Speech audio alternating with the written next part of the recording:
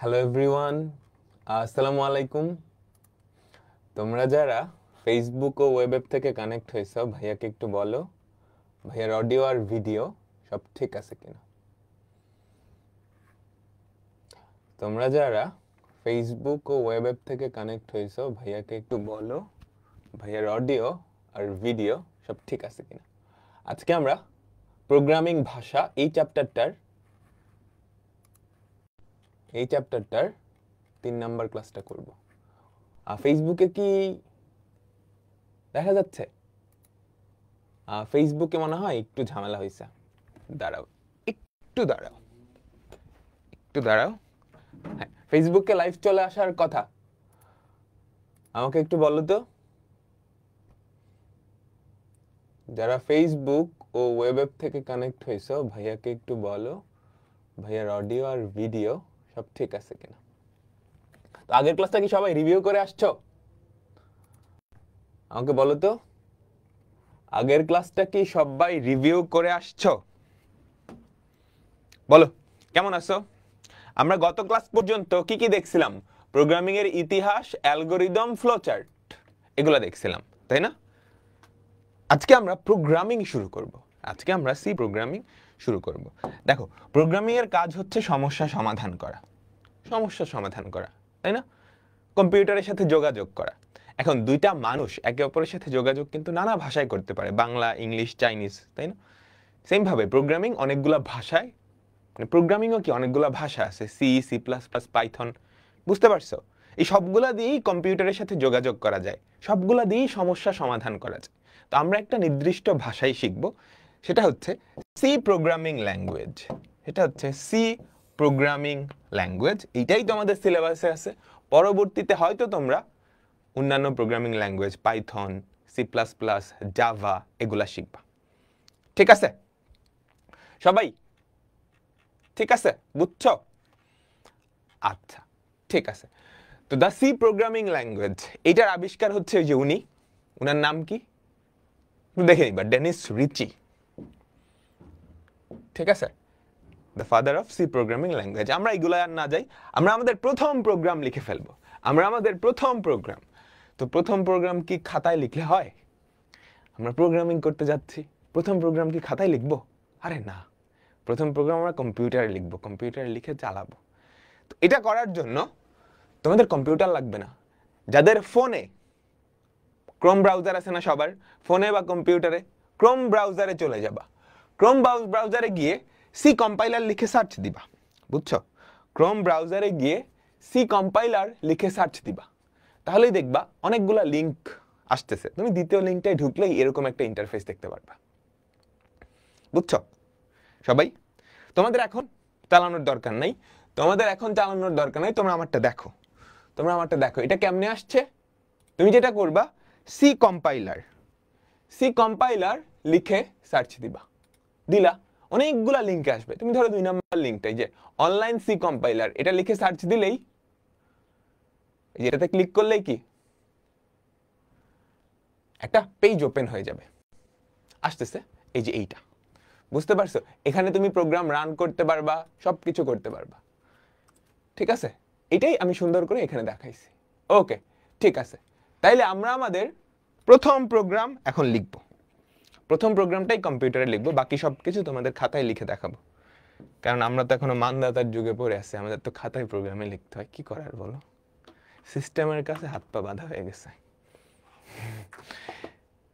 ঠিক আছে, তো দেখো আমরা আমাদের প্রথম প্রোগ্রামটা লিখব। তোমরা খাতায় লেখো, কি লিখতেছি জাস্ট দেখো। হ্যাশ, তারপর ইনক্লুড একটা ব্র্যাকেট, অ্যাঙ্গুলার ব্র্যাকেট বলে এটা, stdio.h, হ্যাশ ইনক্লুড stdio.h, এটা লিখলা। পরের লাইনে চলে গেলাম, ইন্ট লিখলাম, তারপর লিখলাম মেইন, main, ব্র্যাকেট দিলাম। তারপর পরের লাইনে গেলাম, একটা সেকেন্ড ব্র্যাকেট দিলাম। তারপর এখানে আমি লিখলাম printf, হ্যালো, হ্যালো ওয়ার্ল্ড। ঠিক আছে, তারপর এখানে একটা আর কিছু দিলাম না, একটা সেমিকোলন দিলাম, তারপর লিখলাম রিটার্ন 0 দিয়ে সেমিকোলন। এটাই হচ্ছে আমাদের প্রথম প্রোগ্রাম। কি আছে কিচ্ছু বোঝার দরকার নেই। এই প্রোগ্রামটা কি করে জানো? এই প্রোগ্রামটা যেটা করে সেটা হচ্ছে স্ক্রিনে হেলো ওয়ার্ল্ড লেখে, এটা রান করব কেমনে? এই যে দেখো রান বাটন আছে, এখানে ক্লিক করো, ওই যে দেখো কি করছে, হ্যালো ওয়ার্ল্ড। তুমি চাইলে আবার রান করতে পারো, এই যে এই বাটনটা ক্লিক করলেই রান হবে। দেখো হ্যালো ওয়ার্ল্ড, তার মানে এই যে লেখাটা সেটাই সে স্ক্রিনে প্রিন্ট করছে। আমাদের প্রথম প্রোগ্রাম লেখা শেষ। আটকে যাচ্ছে? হে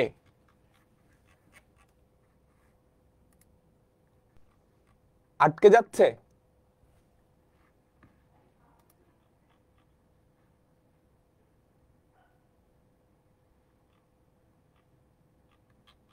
আসলেই তো আটকে যাচ্ছে।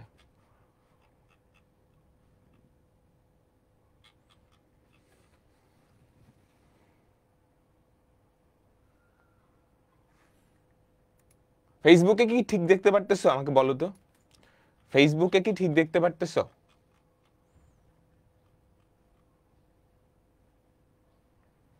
ফেসবুকে কি ঠিক দেখতে পারতেছো? আমাকে একটু বলো তো।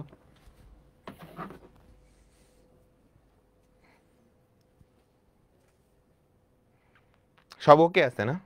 আমি একটু দেখি, দাঁড়াও।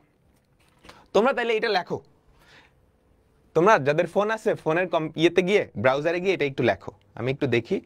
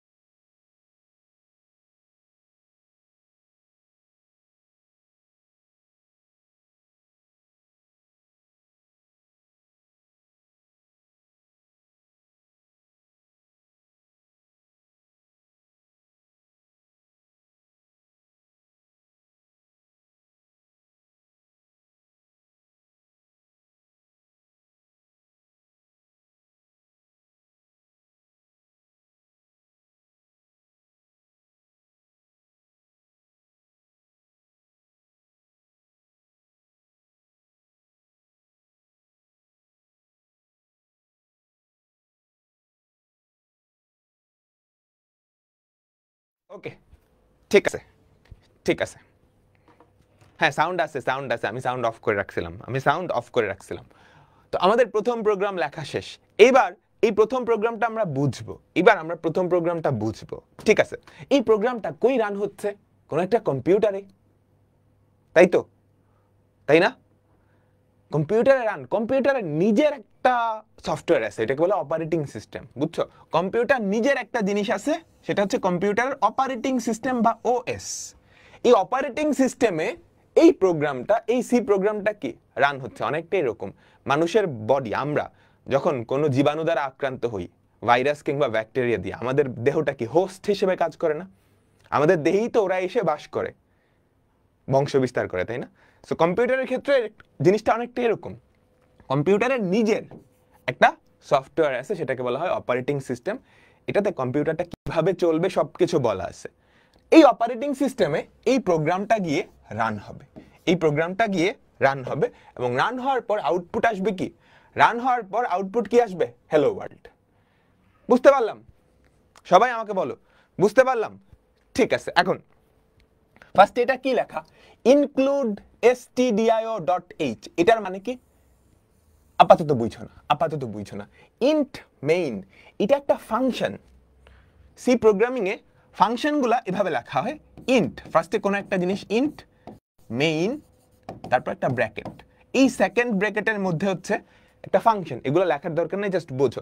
এখানে মেইন একটা ফাংশন, মেইন কি একটা ফাংশন। অপারেটিং সিস্টেম যেটা করে, এই মেইন ফাংশনটাকে কল করে, বুঝছো?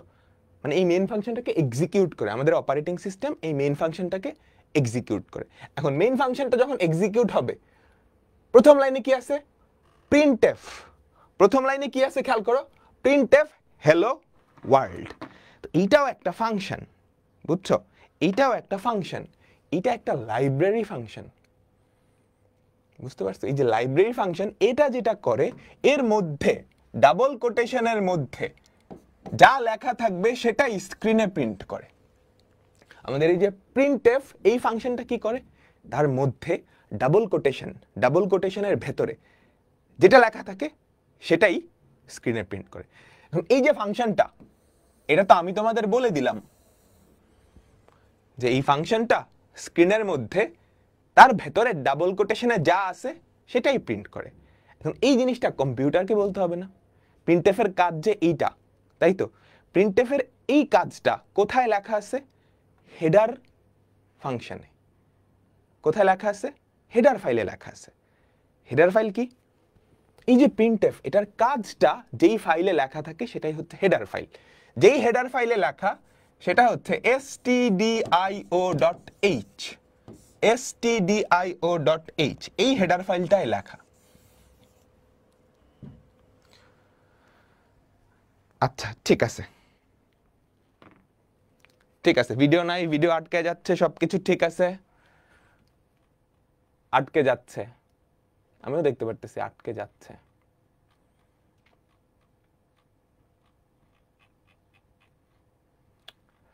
আমাকে একটু বলো তো আসলে কি আটকে যাচ্ছে?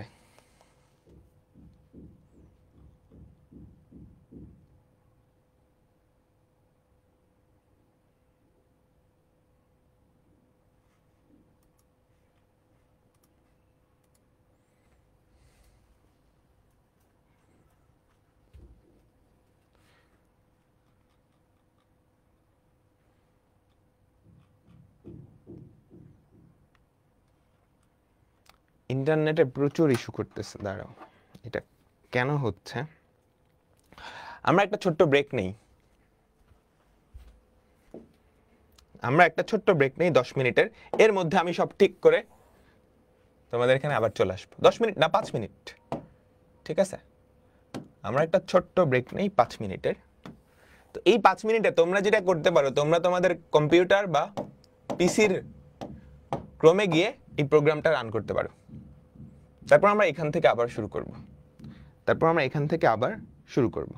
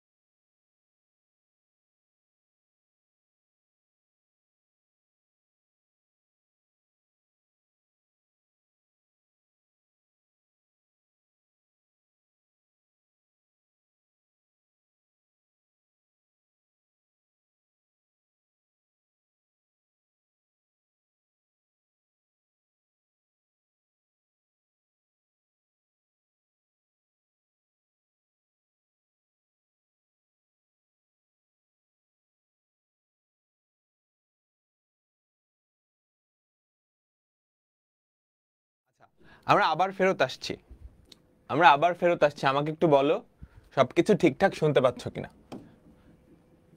ঠিকঠাক শুনতে পাচ্ছ কিনা আমরা আবার ফেরত আসছি আমাকে বলো সবকিছু ঠিকঠাক শুনতে পাচ্ছ কিনা ওকে আমরা আবার স্টার্ট করি কোত্থেকে স্টার্ট করব আমাদের প্রথম প্রোগ্রাম এখান থেকে তো এই প্রোগ্রামটা কি করলো এই প্রোগ্রামটা আমাদের স্ক্রিনে হ্যালো ওয়ার্ল্ড এই কথাটা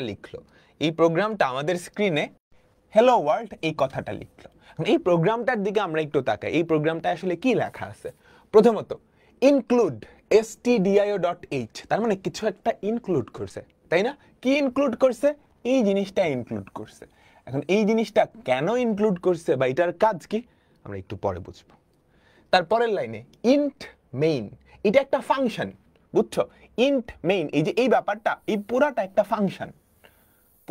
ফাংশন এটার ভেতরে যেটা আছে সেটা হচ্ছে এই ফাংশনের বডি ঠিক আছে আচ্ছা এখন এই যে প্রোগ্রামটা তো কম্পিউটারে রান হবে তাই না কম্পিউটারের নিজের একটা সফটওয়্যার আছে একটা ব্রেইন আছে সেটাকে বলা হয় অপারেটিং সিস্টেম সেই অপারেটিং সিস্টেমে এই প্রোগ্রামটা গিয়ে রান হবে অনেকটা এরকম আমাদের দেহে যখন ভাইরাস বা ব্যাকটেরিয়া আক্রমণ করে আমাদের দেহটা কি হোস্ট হিসেবে কাজ করে না ওখানে এসে ওই ভাইরাস বা ব্যাকটেরিয়া রান করে বলতে পারো অনেকটা এরকম তো যেটা করবে অপারেটিং সিস্টেম এই মেইন ফাংশনটাকে কল করবে বুঝছো এই প্রোগ্রামের মেইন যে ফাংশনটা ওকে ডাকবে বলবে তোমার ভেতর যা যা আছে সেটা তুমি রান করো তো ওর ভেতর প্রথম লাইনে হচ্ছে প্রিন্টএফ তার ভেতরে কিছু একটা তুমি যদি খেয়াল করো এই সেকেন্ড কোটেশনের মধ্যে যা আছে সেটাই স্ক্রিনে প্রিন্ট হইছে না তো এই যে প্রিন্টএফ এটাও একটা ফাংশন এই ফাংশনটার কাজ হচ্ছে এর মধ্যে ডাবল কোটেশনের ভেতরে যা কিছু দেওয়া থাকবে সেটাই কি স্ক্রিনে প্রিন্ট করবে এখন এই ফাংশনটার কাজ যে এইটা কোথায় লেখা আছে এটা যেখানে লেখা আছে সেটাকেই বলে হেডার ফাইল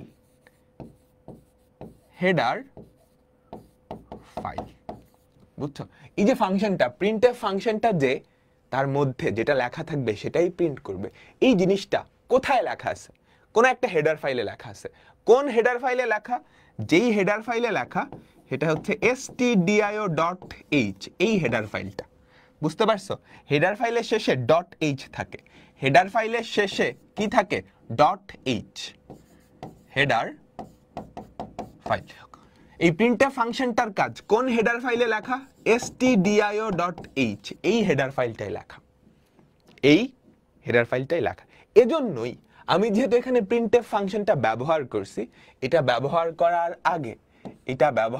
আগে আমাকে এই হেডার ফাইলটা ইনক্লুড করা লাগছে কারণ এই হেডার ফাইলে কিছু একটা লেখা আছে যেটা আমি ব্যবহার করছি এই হেডার ফাইলে একটা ফাংশন লেখা আছে প্রিন্টএফ যার কাজ প্রিন্ট করা এটা যেহেতু ব্যবহার করছি এই জন্য কি আমি হেডার ফাইলটা ইনক্লুড করলাম তারপর সবার লাস্টে রিটার্ন 0 তার মানে সে 0 রিটার্ন করে দিবে কাকে রিটার্ন করবে ওই অপারেটিং সিস্টেমটাকে যে অপারেটিং সিস্টেমটা এই মেইন ফাংশনটাকে ডাকছিল বোঝা গেছে আমাকে বলো বোঝা গেছে তাহলে প্রথমে আমরা কি করছি একটা হেডার ফাইল ইনক্লুড করছি কেন হেডার ফাইলটা ইনক্লুড করলাম কারণ এই হেডার ফাইলের কোন একটা ফাংশন আমি ব্যবহার করতেছি কোন ফাংশনটা এই যে প্রিন্টএফ ফাংশনটা এই প্রিন্টএফ ফাংশনটার কাজ কি এটা কেমনে কাজ করবে সব কোথায় লেখা থাকে এই stdio.h হেডার ফাইল এটার পূর্ণরূপটাও ইম্পর্টেন্ট এটার পূর্ণরূপ হচ্ছে স্ট্যান্ডার্ড ইনপুট আউটপুট বুঝছো stdio মানে হচ্ছে standard input output header file অর্থাৎ স্ট্যান্ডার্ড ইনপুট আউটপুটের জন্য যেই ফাংশনগুলো লাগবে সেই ফাংশনগুলো এই হেডার ফাইলে লেখা আছে সবাই কি বুঝতে পারলাম মোটামুটি আবছা একটা স্ট্রাকচার হইছে কেউ যদি আগে কখনো প্রোগ্রামিং না পড়ো হালকা পাতলা আবছা এখন লাগবে একটু ঝাপসা লাগবে আস্তে আস্তে পুরাটা ক্লিয়ার হয়ে যাবে ঠিক আছে এখন একটু আবছা থাকলেও কোনো অসুবিধা নেই ওকে তো আমাদের প্রথম প্রোগ্রাম আমরা লিখে ফেললাম আমাদের প্রথম প্রোগ্রামটা দেখতে কেমন এরকম ছিল প্রথমত আমরা একটা হেডার ফাইল ইনক্লুড করলাম ইনক্লুড stdio.h তারপর ইন্ট মেইন, আমাদের মেইন ফাংশনটা, এর মধ্যে হচ্ছে আমাদের কোড। এইখানটায় আমরা আমাদের ইচ্ছা মতো কোড লিখতে পারবো। এর আগের বার আমরা কি লিখছিলাম বলো তো? এর আগের বার আমরা লিখছিলাম printf hello world এই জায়গাটায়, তাই না? এর ফলে কি হয়েছিল? আমাদের স্ক্রিনে hello world এই কথাটা লেখা উঠছিল। আমাদের স্ক্রিনে hello world এই কথাটা লেখা উঠছিল। বুঝতে পারলাম? ক্লিয়ার? এবার কিছু এমসিকিউ, জাস্ট এই কনসেপ্ট থেকেই বেশ কিছু এমসিকিউ আসছে, আমি তোমাদের একটু দেখাই। দেখো, সি ভাষায় লেখা যে কোনো প্রোগ্রাম চলা শুরু হয় কোন ফাংশন থেকে? আমাদের অপারেটিং সিস্টেমটা কোন ফাংশনকে ডাকে বলো তো? আমাদের অপারেটিং সিস্টেমটা কোন ফাংশনটাকে ডাকে? একটু খেয়াল করো, যে কোনো সি ফাংশনের স্ট্রাকচারটা এরকম হবে। প্রথমত তুমি কয়েকটা হেডার ফাইল ইনক্লুড করবা। এখানে আমরা একটা হেডার ফাইল ইনক্লুড করলাম। তারপর একটা ফাংশন, মেইন ফাংশন। এই মেইন ফাংশনের ভেতরে আমাদের যাবতীয় কোড লেখা, এখানটায় যাবতীয় কোড লেখা। তারপর সবার লাস্টে রিটার্ন 0 লেখা। তো অপারেটিং সিস্টেম কি করবে? এই মেইন ফাংশনটাকে ডাকবে, ডেকে বলবে তোমার ভেতরে যা আছে সবকিছু রান করো।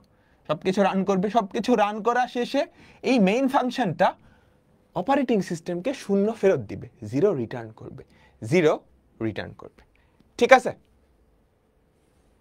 বোঝা গেল? আচ্ছা ঠিক আছে, তাহলে বলো, সি ভাষায় লেখা যে কোনো প্রোগ্রাম চলা শুরু হয় কোন ফাংশন থেকে? কোন ফাংশন থেকে? মেইন ফাংশন থেকে, তাই না? আমাকে বলো মেইন ফাংশন থেকে। আমরা পরের কোশ্চেনে যাই। stdio.h এটাকে কি বলে বলো তো? stdio.h এটা একটা হেডার ফাইল। এটা একটা হেডার ফাইল। হেডার ফাইল কি? এই হেডার ফাইল হচ্ছে এমন একটা ফাইল যেখানে বিভিন্ন ফাংশন কিভাবে কাজ করে সেটা লেখা থাকে। বুঝতে পারছো? stdio এর পূর্ণরূপ হচ্ছে স্ট্যান্ডার্ড ইনপুট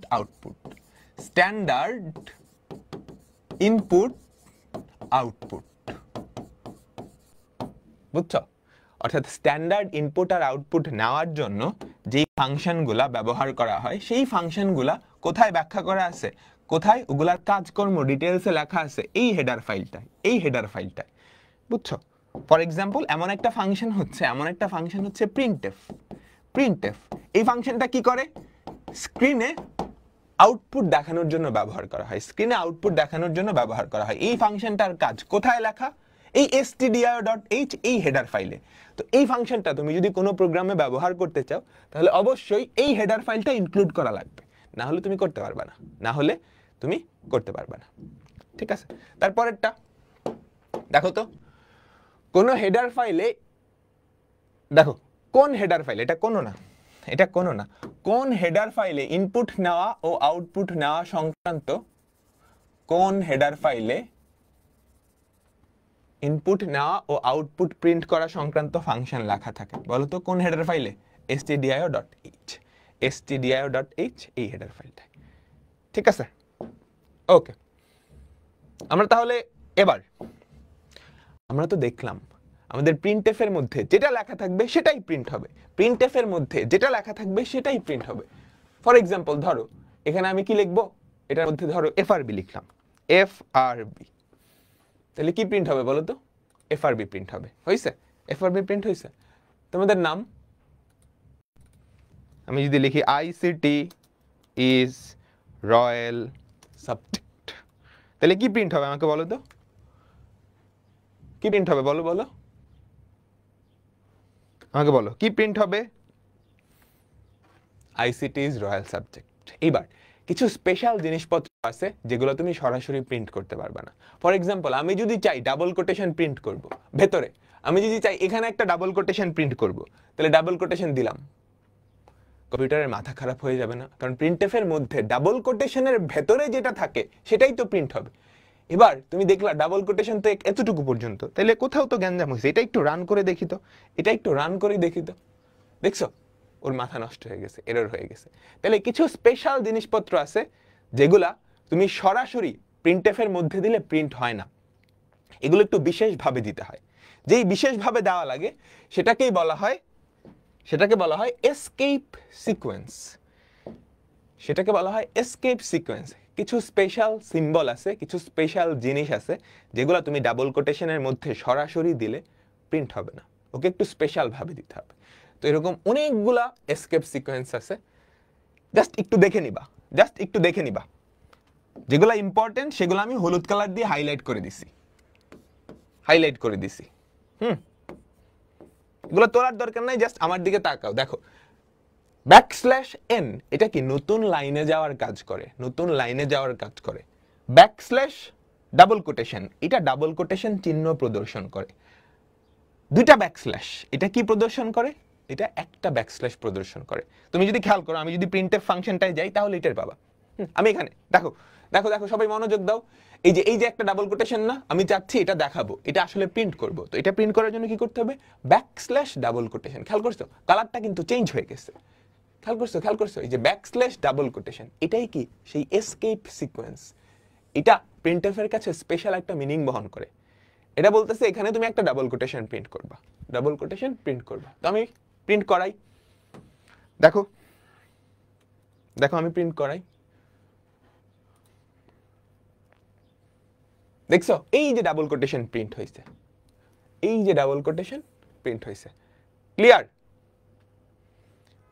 ক্লিয়ার, ক্লিয়ার। আচ্ছা ঠিক আছে, এরপর আমি চাচ্ছি আইসিটি ইজ রয়্যাল এটা এক লাইনে হোক, সাবজেক্টটা সেকেন্ড লাইনে হোক। তুমি যদি এখন রান করো, তুমি যদি এখন রান করো তাহলে দেখো তো সবকিছু কিন্তু নতুন লাইনে, মানে একটা লাইনেই গেছে, একটা লাইনেই গেছে। তুমি চাচ্ছ সাবজেক্ট এটা নতুন লাইনে যাবে, এটা দেওয়ার জন্য তোমাকে যেটা করতে হবে ব্যাকস্ল্যাশ এন, এটা দেওয়ার জন্য তোমাকে যেটা করতে হবে, তোমাকে যেটা করতে হবে ব্যাকস্ল্যাশ এন। খেয়াল করছো এই যে দেখতেছো, এই জিনিসটা বোঝায় এটার পরে যা আছে সেটা তুমি নতুন লাইনে লিখবা, সেটা তুমি নতুন লাইনে লিখবা। দেখো আমি যদি রান করি, দেখো আমি যদি রান করি কি হলো,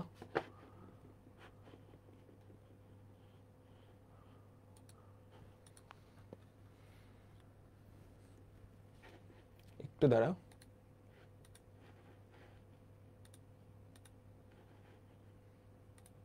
দেখো আমি যদি রান করি আইসিটি ইজ রয়্যাল সাবজেক্ট, এই সাবজেক্টটা কি নতুন লাইনে চলে গেল, নতুন লাইনে চলে গেল। বুঝতে পারলাম? তো এরকম অনেকগুলা এসকেপ সিকোয়েন্স আছে যেগুলার স্পেশাল মিনিং আছে। বোঝা গেল? তুমি ডাবল কোটেশনের মধ্যে যদি ব্যাকস্ল্যাশ এ দাও তাহলে দেখবে একটা বিপ শব্দ করবে। দেখতে চাও? দেখতে চাও? ধরো ডাবল কোটেশনের মধ্যে তুমি কি করলা, ব্যাকস্ল্যাশ এ, এটা যদি রান করো তাহলে বিপ একটা শব্দ হবে। আমি রান করে দেখাই, দেখো একটা শব্দ হবে। শব্দ হলো না কেন? শব্দ হয় নাই কারণ হচ্ছে স্মার্ট বোর্ডের সাউন্ড আসলে কমায় রাখছি, বুঝছো?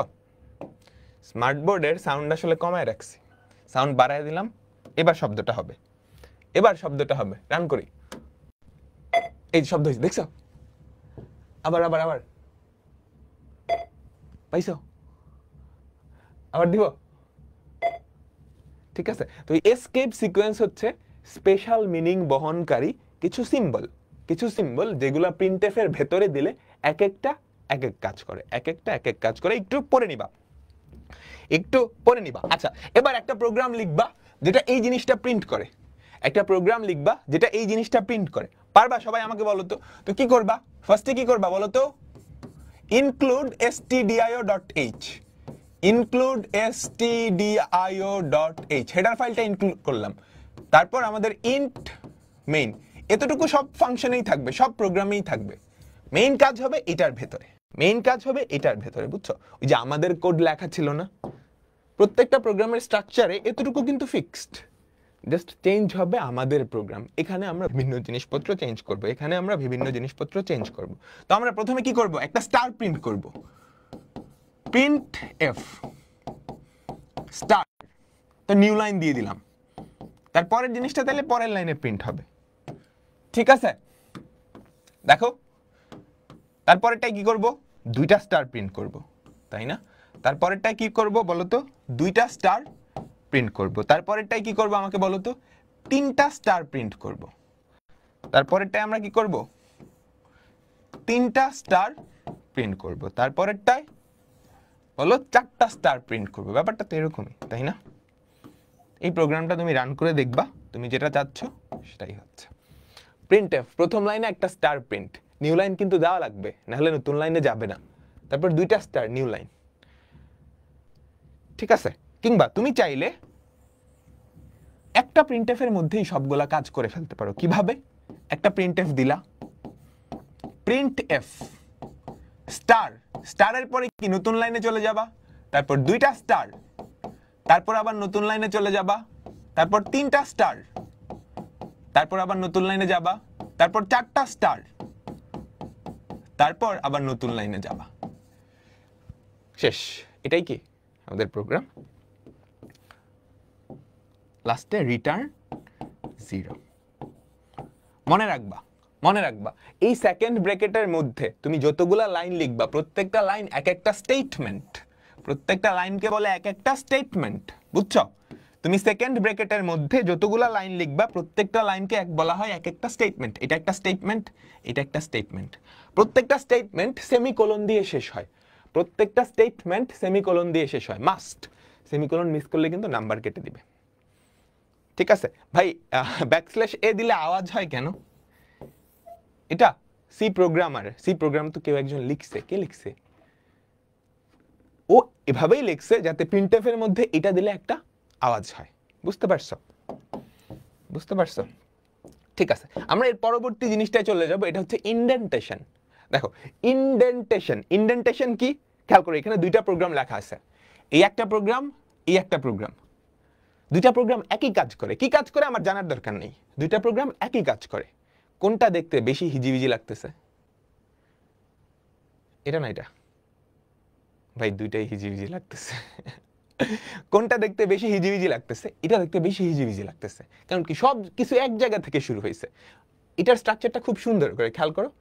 এই ব্লকের মধ্যে এইটা, তার মধ্যে এইটা, তাই তো? প্রোগ্রামটা দেখে যাতে খুব সহজে বোঝা যায়, সুন্দর করে পড়া যায়, এজন্য আমরা খেয়াল করো, খেয়াল করো, প্রত্যেকটা প্যারা এক একটা ট্যাব দিয়ে শুরু করছি। খেয়াল করো, এই প্যারায় যারা আছে তারা এক ট্যাব দূরে, এক ট্যাব দূরে। এর ভেতরের যেই প্যারা তারা আরো এক ট্যাব দূরে, এর ভেতরের যেই প্যারা তারা আরো এক ট্যাব ভেতরে। বুঝতে পারছো? যাতে পড়তে সহজ হয়, সুবিধা হয়, দেখতে সুন্দর লাগে, এজন্য আমরা কি করি? ইনডেন্টেশন করি। এই কাজটাকে বলা হয় ইনডেন্টেশন। এই কাজটাকে কি বলা হয়?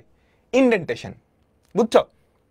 এতে পড়তে সুবিধা হয়। যে প্যারাগ্রাফে প্যারা প্যারা করে লেখে না, ওই অনেকটা সুন্দর করে স্পেসিং দেওয়া হয়, ট্যাব দেওয়া হয়, এটাই কি ইনডেন্টেশন। আচ্ছা ঠিক আছে, এখন প্রোগ্রামে আমরা তো খালি প্রিন্ট করব না, তাই না? আমরা বিভিন্ন তথ্য রাখবো, আমরা বিভিন্ন ডেটা রাখবো, তাই তো? ফর এক্সাম্পল, তোমরা এই যে কমেন্ট করতেছো ফেসবুকে, ফেসবুকে কি খালি কমেন্টই করতেছো? তোমাদের বিভিন্ন তথ্য আছে না, তোমাদের বয়স, তোমাদের নাম, তোমাদের ছবি, সবকিছুই তো ফেসবুকের ডেটাবেজে স্টোর করা, ফেসবুকের কাছে স্টোর করা আছে না? তো প্রোগ্রামে আমরা বিভিন্ন ডেটা বা তথ্য স্টোর করতে পারবো। আমরা প্রোগ্রামে বিভিন্ন ডেটা বা তথ্য স্টোর করতে পারবো। এখন কি ধরনের ডেটা বা তথ্য আমরা স্টোর করব, সেটার কয়েকটা প্রকারভেদ আছে। এগুলো হচ্ছে বেসিক যেই 4টা টাইপের ডেটা, বেসিক 4টা টাইপের ডেটা। প্রথম টাইপটা কি? ক্যারেক্টার বা CHAR, ক্যারেক্টার। এটা হচ্ছে ক্যারেক্টার, ক্যারেক্টার। এই ডেটা টাইপ হচ্ছে 1 বাইটের। 1 বাইট মানে কি? 8 বিট। এই ডেটা টাইপ হচ্ছে 1 বাইটের মানে 8 বিটের। এই ডেটা টাইপ কি স্টোর করতে পারে? ক্যারেক্টার, বিভিন্ন অক্ষর A B C D, তারপর বিভিন্ন সংকেত।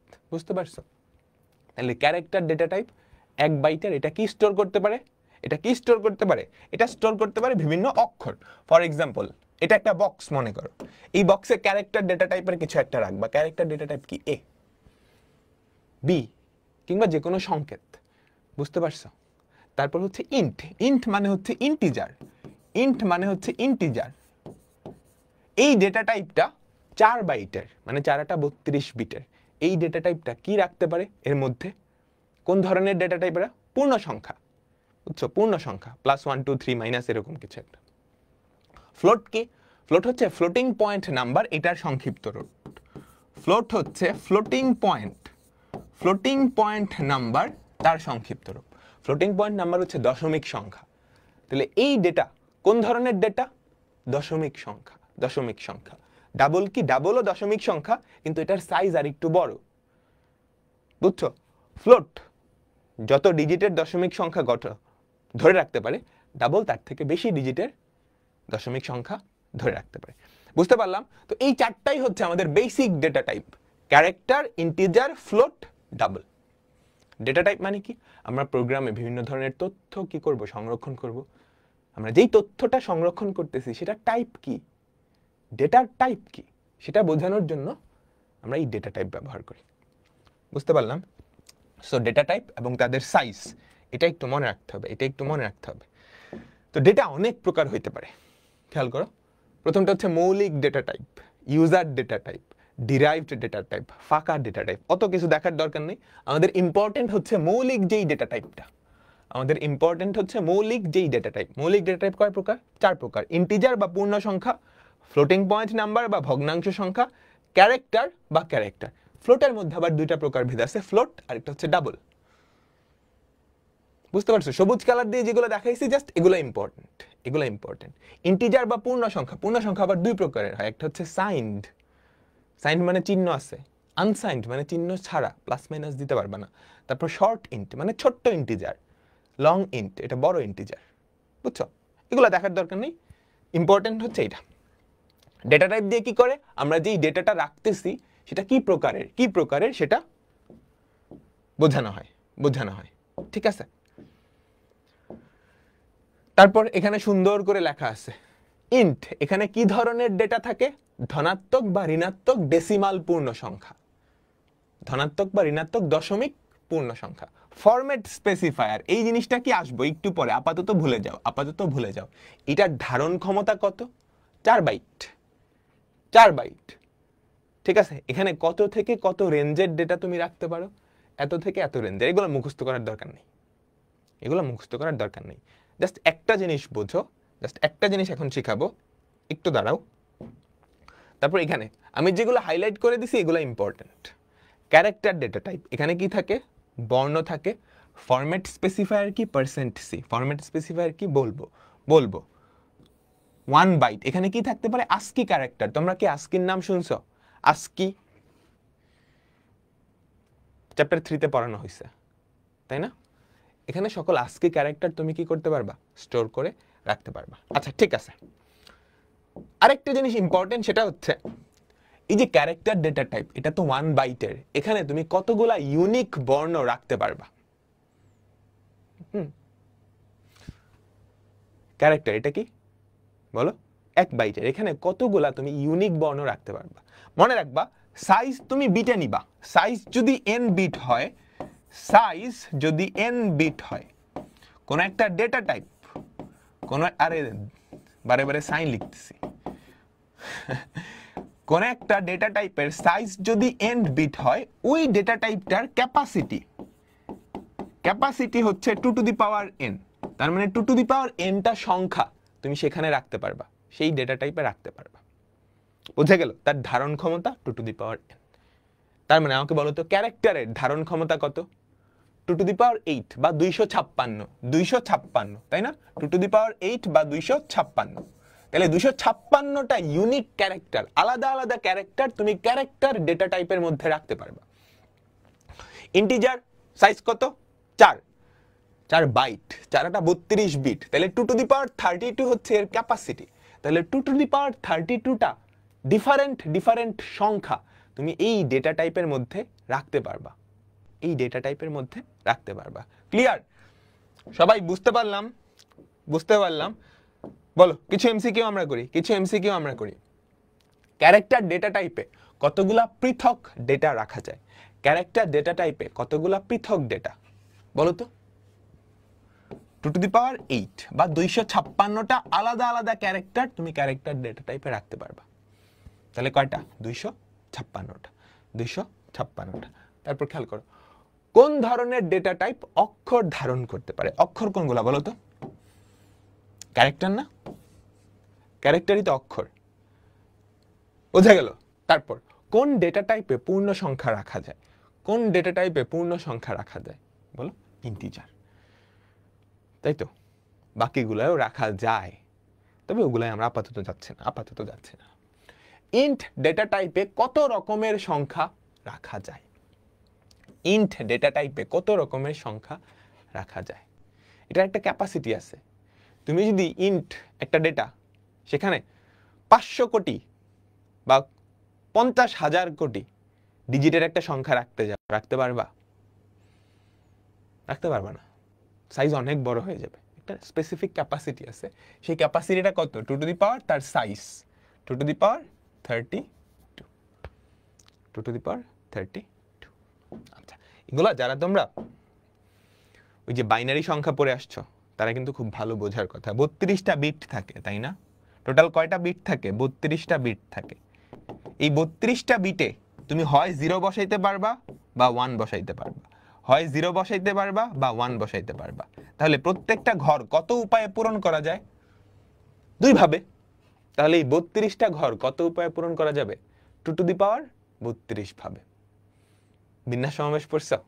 বিন্যাস সমাবেশের কনসেপ্ট এখানে আছে, বাট লাগবে না। আচ্ছা, এবার আমাদের পরবর্তী কনসেপ্ট, সেটা হচ্ছে ভ্যারিয়েবল বা চলক। ভ্যারিয়েবল বা চলক এটা আসলে কি? তোমরা যে ডেটা বা তথ্যটা রাখবা সেটা তো কোথাও রাখতে হবে, তাই না?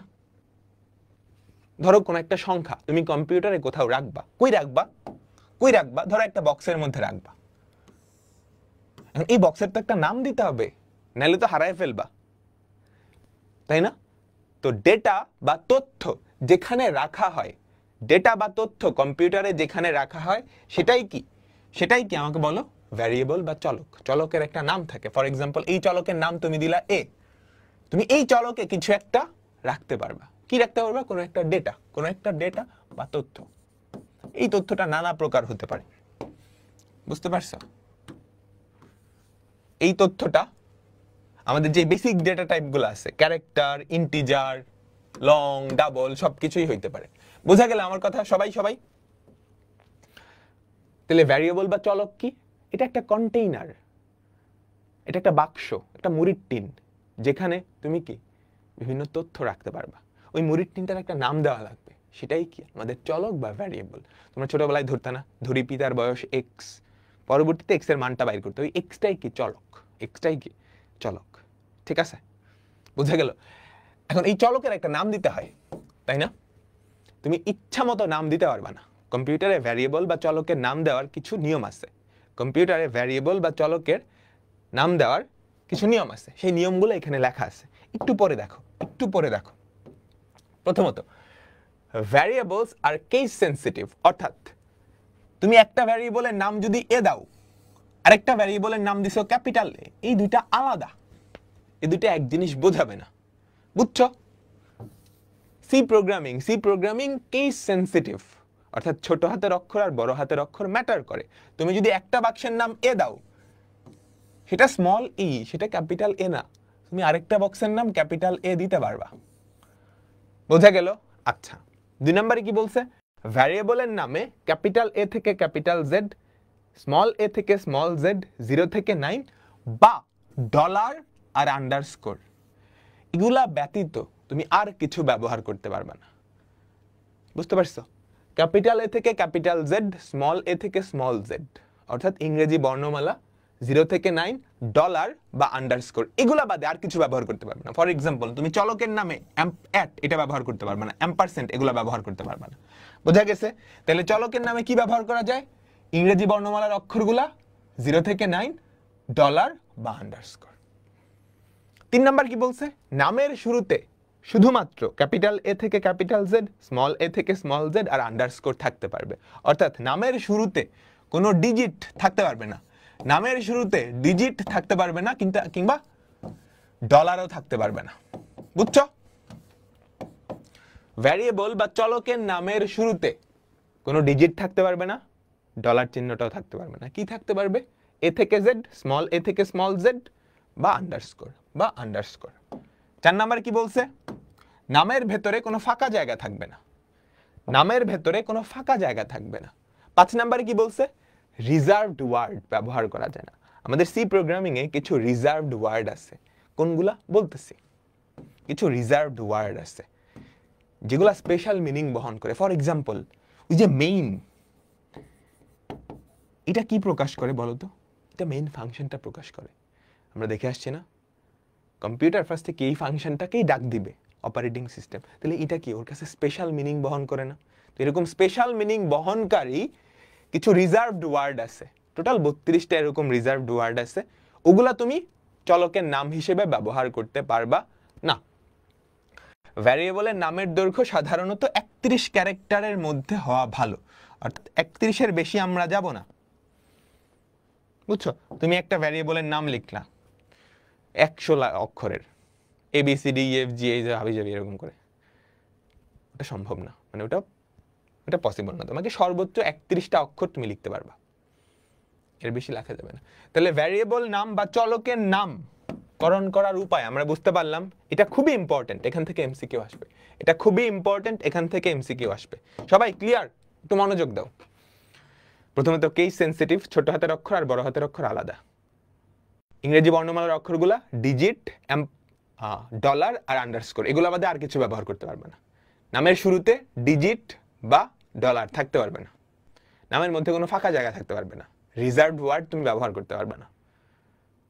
বুঝে গেল? আর 31টা ক্যারেক্টারের মধ্যে লিখতে হবে, ঠিক আছে? সবাই বলো। আচ্ছা, এবার সি প্রোগ্রামিং এ অনেকগুলা রিজার্ভড ওয়ার্ড আছে, এই হচ্ছে সেই রিজার্ভড ওয়ার্ডগুলো। সি প্রোগ্রামিং এ অনেকগুলা রিজার্ভড ওয়ার্ড আছে। দেখতে মনে হয় যে এগুলো মুখস্থ রাখবো, মুখস্থ রাখার দরকার নেই, তুমি অটোমেটিক্যালি বুঝে যাবে। ফর এক্সাম্পল রিজার্ভড ওয়ার্ড একটু খেয়াল করলে দেখবা কিছু আছে। ফর এক্সাম্পল এই যে খেয়াল করো, রিটার্ন, এটা ছিল না কোথাও? ছিল তো, রিটার্ন। তারপর double, int, long, else, for, এগুলা সবকিছু আমরা সামনে শিখবো। এগুলা সবকিছু কি আমরা সামনে শিখবো, ঠিক আছে? এই কিওয়ার্ডগুলা বা এই রিজার্ভড ওয়ার্ডগুলা তুমি কি চলকের নামে ব্যবহার করতে পারবে না, তুমি চলকের নামে ব্যবহার করতে পারবা না। সবাই বুঝতে পারলাম? তাহলে ভ্যারিয়েবল নেমিং ব্যাপারটা বোঝা গেছে। আমি কিছু নাম লিখি, ধরো একটা ভ্যারিয়েবলের নাম ABC, এটা কি আসল নাম হইতে পারে ভ্যারিয়েবলের? হইতে পারে।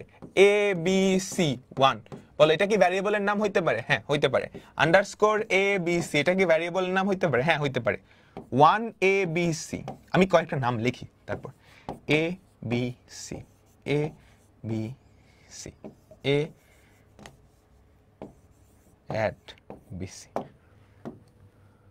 capital A, small a, 200, 0 A B 2, A B ampersand C D, A B C D, 1 2 3 4। আমি অনেকগুলা চলকের নাম লিখলাম, এখন তোমরা আমাকে বলবা কোনটা কোনটা ঠিক আছে, কোনটা কোনটা ঠিক নাই। অনেকগুলা চলকের নাম লিখলাম, কোনটা কোনটা ঠিক আছে, কোনটা কোনটা ঠিক নাই। প্রথমটা ঠিক আছে, হ্যাঁ সবগুলো শর্ত মানে। দ্বিতীয়টা ঠিক আছে, হ্যাঁ সবগুলো শর্ত মানে। এটা ঠিক আছে, হ্যাঁ। 3 নম্বরটা ঠিক আছে না, শুরুতে কি ডিজিট হওয়া যাবে না, শুরুতে ডিজিট হওয়া যাবে না, তাহলে এটা হয় নাই। এটা ঠিক আছে, এটা ঠিক আছে। এটা ঠিক আছে, মাঝখানে ফাঁকা জায়গা, এটা হওয়া যাবে না, তাহলে এটা হয়নি। এটা ঠিক আছে, শুরুতে ডিজিট নাই, মাঝখানে ফাঁকা জায়গা নাই, কিন্তু তুমি অ্যাট ইউজ করছো, অ্যাট তো ইউজ করা যাবে না, এটা হয় নাই। এটা ঠিক আছে, হ্যাঁ এটা ঠিক আছে। শুরুতে ও জিরো ইউজ করছো, জিরো ইউজ করা যাবে না, শুরুতে কোনো ডিজিট ইউজ করা যাবে না। মাঝখানে ফাঁকা আবার অ্যাম্পারসেন্ট ইউজ, অ্যাট ইউজ করছো, হয় নাই, ঠিক আছে, এটা হয় নাই। বুঝতে পারলাম সবাই?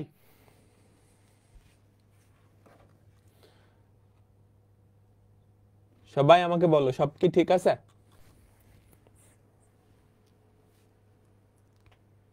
ঠিক আছে, ওকে। তাহলে বলো, এগুলো কিন্তু বোর্ড পরীক্ষায় আসা কোয়েশ্চেন। সি ভাষায় কোনটা কোনটা চলক হতে পারে? সি ভাষায় চলক কোনটা কোনটা হইতে পারে আমাকে বলো। এটা চলক হতে পারে স্টুডেন্ট নেম, হ্যাঁ হতে পারে। স্টুডেন্ট, এখানে একটা স্পেস আছে, হইতে পারে না। স্টুডেন্ট নেম কোনো স্পেস নেই, এটা হতে পারে। তাহলে আমাদের অ্যান্সার কি 1 ও 3। তাহলে আমাদের অ্যান্সার কি 1 ও 3, ঠিক আছে? ক্লিয়ার?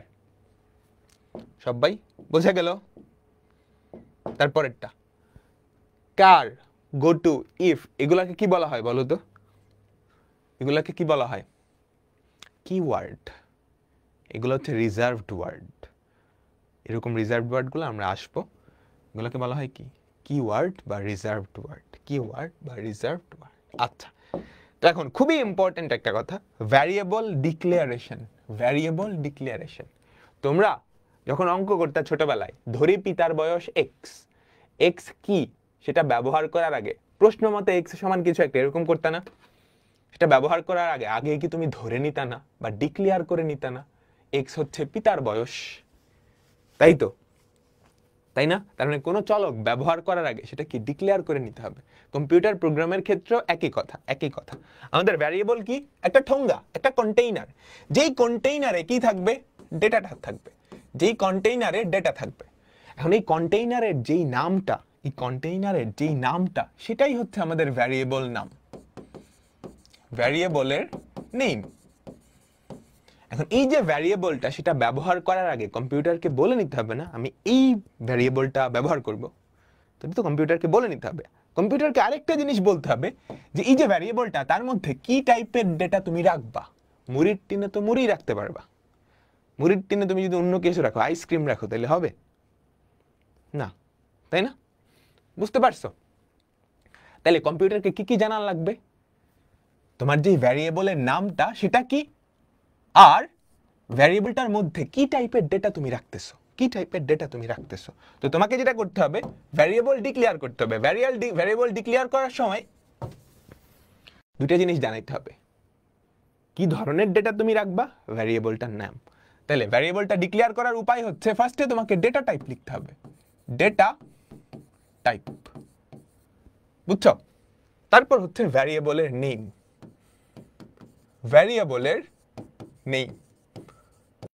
তারপর একটা সেমিকোলন। এটাই হচ্ছে ভ্যারিয়েবল ডিক্লারেশন করার নিয়ম। ফর এক্সাম্পল, আমি একটা ভ্যারিয়েবল ডিক্লেয়ার করতে যাচ্ছি যেখানে ইন্টিজার টাইপের ডেটা থাকবে এবং ওইটার নাম হবে এ। তো আমরা কি করব? প্রথমত বলবো কি ধরনের ডেটা থাকবে। ইন্টিজার হলে ইন্ট, ওই যে ডেটা টাইপ, 4টা বেসিক ডেটা টাইপ ছিল না, বলো তো? আমাদের ম্যাক্সিমাম এই 4টা বেসিক ডেটা টাইপ দিয়েই হয়ে যাবে। আমাদের 4টা বেসিক ডেটা টাইপ ছিল না, বলো? Int, character, float, double. Int, car, float, double. হ্যাঁ, তো তোমাকে প্রথমত বলতে হবে কি টাইপের ডেটা তুমি রাখতেছো, ইন্টিজার টাইপের। তারপর ভ্যারিয়েবলটার নেম, শেষ। এখন তুমি ধরো আরেকটা, এখন ক্লাস আটকে যাচ্ছে,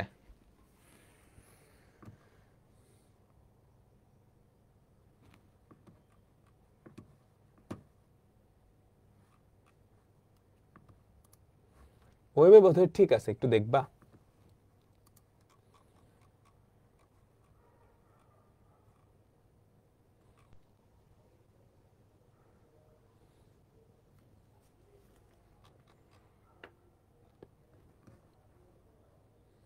ওয়েবে কি ঠিক আছে, একটু দেখবা?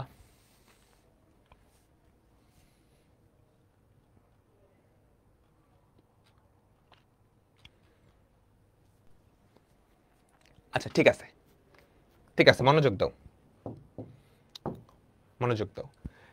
তাহলে ভ্যারিয়েবল ডিক্লেয়ার কিভাবে করতে হয়? প্রথমত আমাদের ভ্যারিয়েবলটার ডেটা টাইপটা লিখতে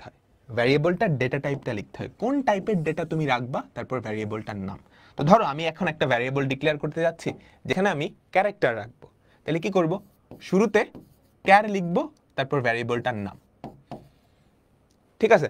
এখন তুমি যদি একই সাথে অনেকগুলা ইন্টিজার টাইপের ভ্যারিয়েবল ডিক্লেয়ার করতে চাও, ধর তোমার 3টা চলক লাগবে যেখানে তুমি 3টা ইন্টিজার রাখবা, তুমি 3 লাইনে না করে যেটা করতে পারো, ইন্ট a, b, c, 3টা ইন্টিজার টাইপের চলক আমি ডিক্লেয়ার করে ফেললাম।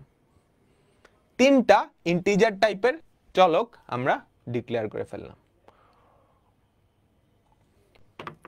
আটকে যাচ্ছে, বুঝলাম না।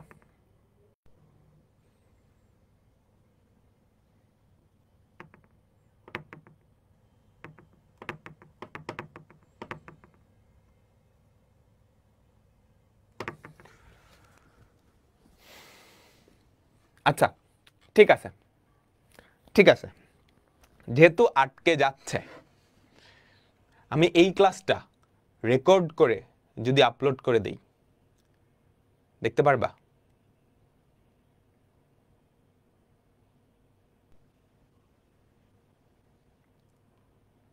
সেম জিনিস পড়াবো, আরো ডিটেলসেই পড়াতে পারবো, কমেন্ট যেহেতু দেখা লাগবে না।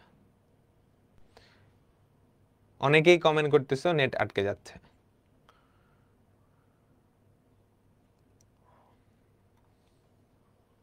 লাইভ করবা?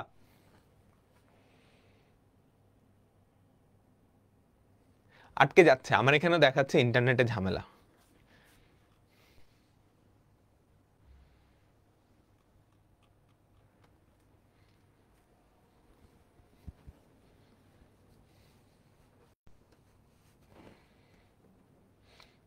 বলো।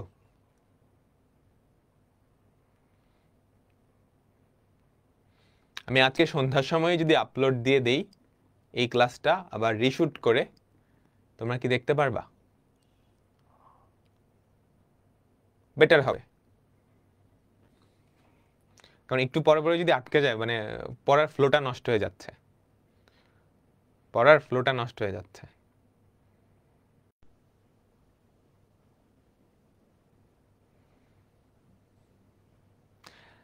ঠিক আছে, অন্যদিন লাইভ নেওয়া যাবে না, কারণ তোমাদের শিডিউল রুটিন এখন খুবই কম্প্যাক্ট হয়ে গেছে, বুঝতে পারছো? সো আমি এখনই শুট করতেছি আজকে রাত্রের ফিজিক্স ক্লাসটা, তো দেখবা, এরপর কোনোভাবে একটু দেখে ফেলতে হবে। তো 2 ঘন্টার একটা ক্লাস, 2 ঘন্টার একটা রেকর্ডেড ক্লাস হবে, ওটা জাস্ট দেখে নিবা, ঠিক আছে? তাহলে আমরা আজকের ক্লাস এখানে শেষ করতেছি। ওকে,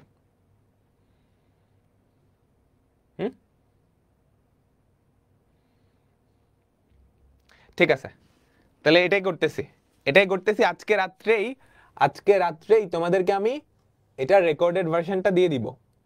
আমি এখনই শুট করতেছি।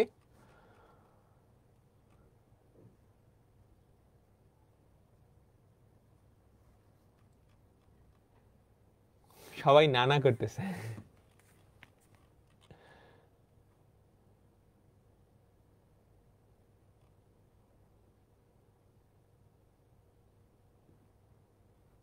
এখন কি সব ঠিক আছে? আমাকে বলো তো, এখন কি সব ঠিক আছে?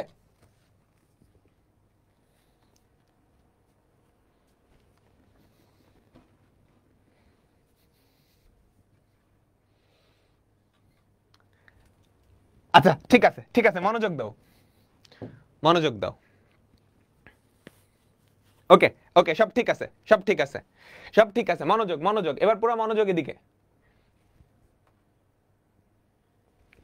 সব ঠিক আছে, পুরো মনোযোগের দিকে।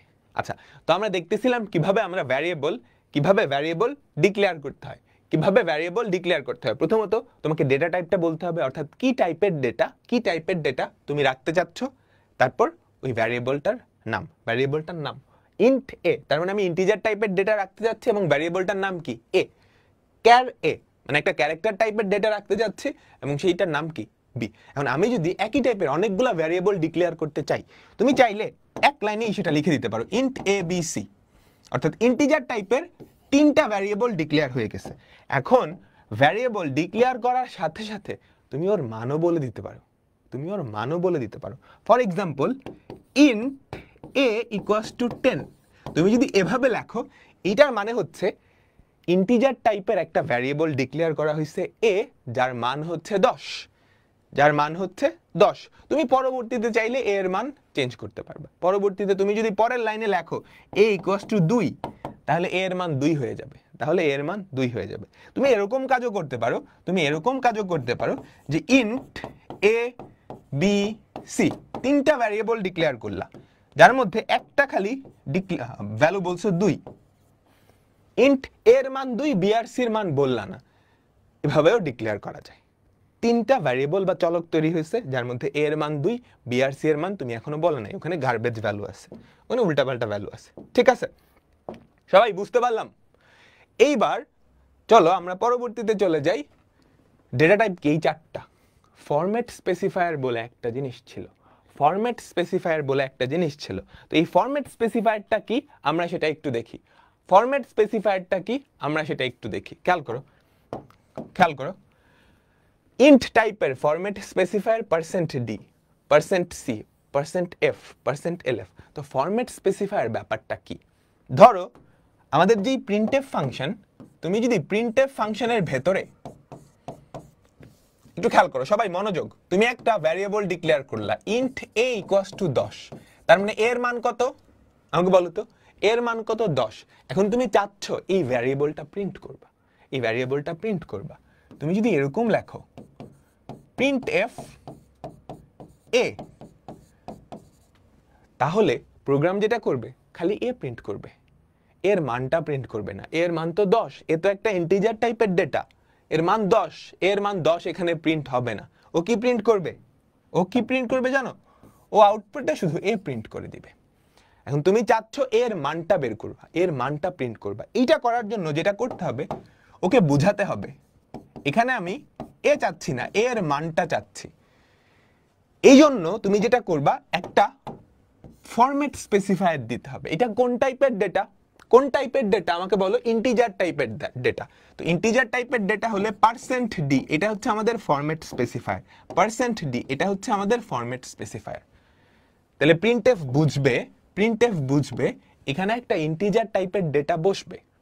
সেই ইন্টিজার টাইপের ডেটা কোনটা? তুমি কমা দিয়ে যদি এ লিখে দাও, তাহলে সে বুঝে যাবে এখানে এর ভ্যালুটা, এ যেই ভ্যারিয়েবলটা তার ভ্যালুটা বসবে। অর্থাৎ এইটা প্রিন্ট করলে আসবে 10, এটা প্রিন্ট করলে আসবে কত? 10। ঠিক আছে? তাহলে ফরম্যাট স্পেসিফায়ারের কাজ কি? ফরম্যাট স্পেসিফায়ারের কাজ হচ্ছে প্রিন্টএফ কে বোঝানো যে এখানে একটা চলক বসবে, একটা চলকের মান বসবে। আমরা একটু আমাদের কোডে চলে যাই। এগুলো তোমাদের লিখতে হবে না, বুঝছো? এখানে যা কিছু আছে তোমাদের কিচ্ছু লেখা লাগবে না, জাস্ট একটু তাকায় থাকবা, তাইলেই হবে। জাস্ট একটু তাকায় থাকবা, খেয়াল করো, জাস্ট একটু তাকায় থাকবা। আচ্ছা, তো আমরা এখন ফার্স্টে কি করব? কয়েকটা চলক ডিফাইন করব। ঠিক আছে? ধরো ইন্ট এ, তাহলে আমি কি করলাম? একটা ভ্যারিয়েবল ডিক্লেয়ার করলাম যেটা হচ্ছে এ। ঠিক আছে? আচ্ছা, ডিক্লেয়ারের সাথে সাথে আমি কি করলাম? এর মান ধরো বলে দিলাম 10, এর মান বলে দিলাম 10। এখন আমি এই এটা প্রিন্ট করব। তো আমি যদি প্রিন্টএফ শুধু এ দেই, খেয়াল করছো? প্রিন্টএফ শুধু এ, প্রিন্টএফ শুধু এ প্রিন্ট করি তো, দেখো তো কি আসে, দেখো তো কি আসে, দেখো তো কি আসে। প্রিন্ট করো, রান করলে কি আসছে খেয়াল করো তো, এ আসছে। আমার কি লাগতো? এ চলকের মান। এইটা বোঝানোর জন্য আমরা যেটা করব সেটা হচ্ছে, তুমি কোথায় যাবা? এখানে এ দিবা না, ইন্টিজার টাইপের যে ফরম্যাট স্পেসিফায়ার সেটা দিবা। আবারও প্রবলেম।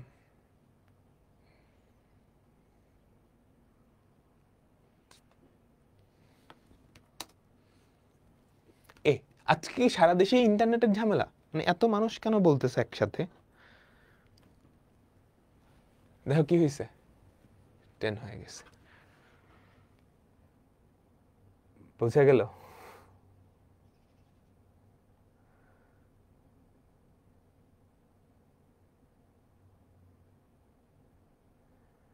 আচ্ছা, কোথাও যদি আটকেও যায় এটা কিন্তু যারা পরে রেকর্ডের দেখবে ওদেরও ঝামেলা হবে।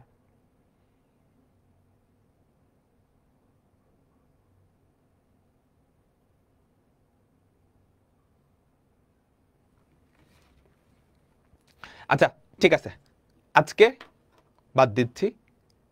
জাস্ট 1.5 ঘন্টার একটা রেকর্ডেড ক্লাস আমি আপলোড করে দিব আজকে রাত্রেই, ওটা দেখে ফেলবা, তাইলেই হবে। ওকে, ঠিক আছে। তো আল্লাহ হাফেজ। এখন তোমরা তোমাদের যদি কোনো ক্লাস মিসিং থাকে, যে ক্লাসগুলো করতে পারো না, রেকর্ডেড ক্লাস পিছায় আছে, ওটা দেখো, অসুবিধা নেই। ঠিক আছে? পড়ার টাইম পড়ো, আমি সন্ধ্যার পরে আপলোড করে দিব। ঠিক আছে? আল্লাহ হাফেজ।